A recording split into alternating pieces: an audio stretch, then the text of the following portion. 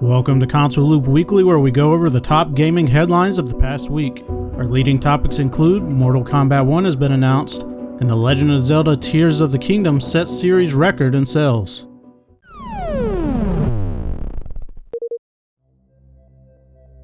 Despite The Legend of Zelda Tears of the Kingdom leaking early, that hasn't stopped it from breaking records as it's gone on to sell more than 10 million copies in its first 3 days. Not only has it sold faster than any other Nintendo Switch game, but it's also the fastest selling Nintendo game ever released. Here's a quote from Nintendo. The Legend of Zelda action-adventure series started over 35 years ago with the Legend of Zelda game, which debuted in the US in 1987 for the Nintendo Entertainment System. As the heroic Link, players go on an adventure battling foes and discovering hidden mysteries in vast fields and dungeons. As of March 2023, the series has sold more than 130 million units worldwide. The worry over how piracy could affect this new release was most likely going through the heads of Nintendo, but I'm sure it had little impact on those willing to buy the game in the first place. If anything, Nintendo could learn from this situation and start releasing their games on PC instead, which would have helped them surpass their 10 million sales record. Nintendo has announced the remaining 3 Super Mario Advance games are coming to Nintendo Switch Online, which includes Super Mario Bros. 2, Super Mario World, and Yoshi's Island. These versions of the series were basically the remastered games from Super Mario All-Stars, with some notable new features and differences that separate them from the originals, but not without the Game Boy Advance's drawbacks. They are coming to Nintendo Switch Online on May 26th. What Game Boy Advance games do you want to see added in the future? I have to say the Donkey Kong Country trilogy. It's very similar to Super Mario Advance series of games with its remaster approach, along with some little additions and differences here and there. In a somewhat unexpected win for the Xbox brand, Microsoft has succeeded in getting approval for its Activision Blizzard buyout from the European Commission. We previously reported a blow to the Microsoft-Activision merger due to the UK Competition and Markets Authority, or CMA for short, announcing they will block it. The reasoning given by the CMA involved their concerns regarding cloud gaming. They believe it will hamper and change the future of cloud gaming, resulting in less innovation and choice for UK gamers. It turns out the European Commission has a similar opinion regarding cloud gaming despite giving their approval. Here's a quote.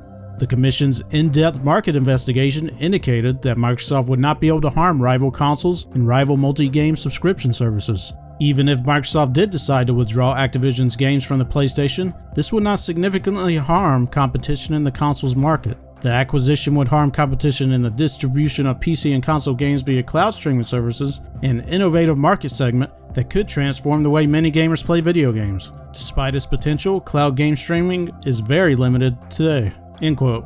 But why would they approve this merger when they say it will harm cloud game stream services? Well, that's because of the proposed remedies Microsoft offered.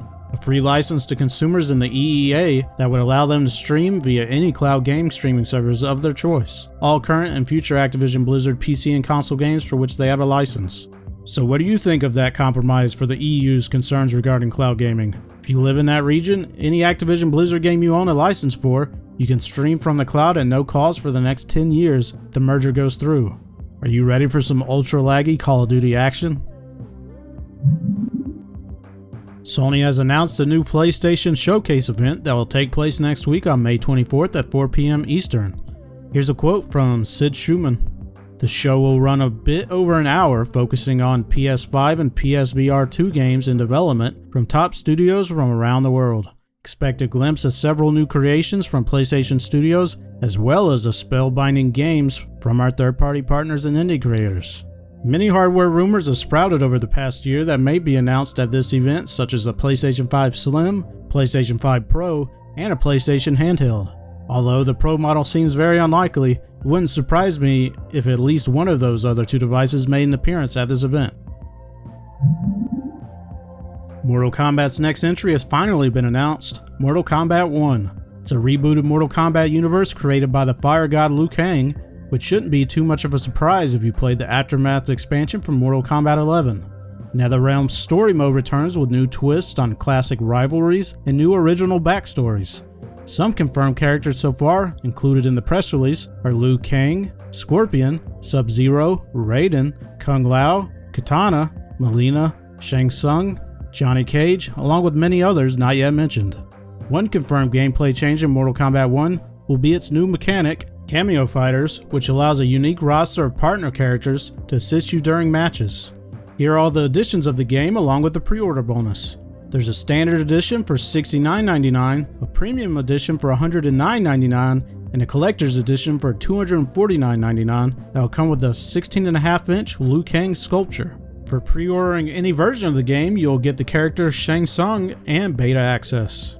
Mortal Kombat 1 releases on September 19th for the PlayStation 5, Xbox Series X and S, Nintendo Switch, and PC via Steam and the Epic Games Store.